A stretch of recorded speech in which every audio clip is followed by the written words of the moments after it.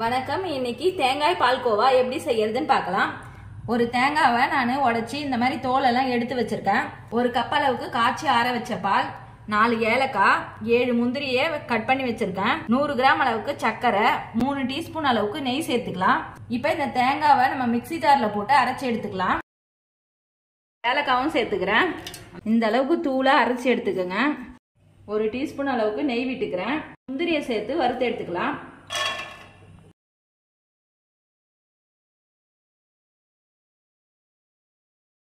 இந்த அளவுக்கு வறுபட்ட பிறகு இப்ப எடுத்துடலாம். மீதி இருக்க நெய்ல தேங்காவை போட்டு வறுத்துக்கலாம். தேங்காவை சேர்த்து ஒரு 5 நிமிஷம் வறுத்தா போதும்.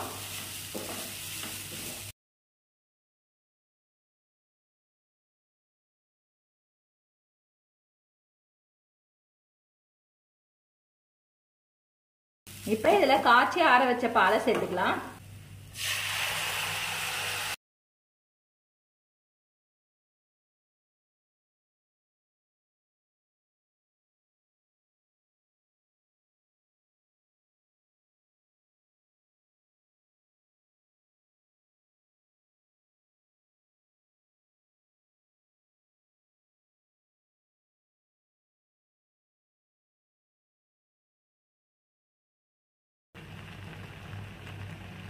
இந்த அளவுக்கு திக்கான பிறகு இப்ப சர்க்கரை சேர்த்துக்கலாம். நீங்க சர்க்கரைக்கு பதிலாக வெல்லம் கூட சேர்த்து செய்யலாம்.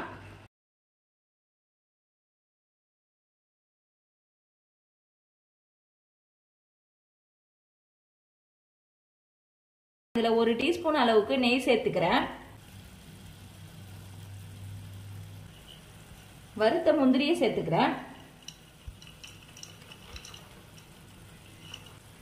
சேர்த்துட்டு கலந்து விட்டுட்டு கேஸ் ஆஃப் பண்ணிக்கிறேன்.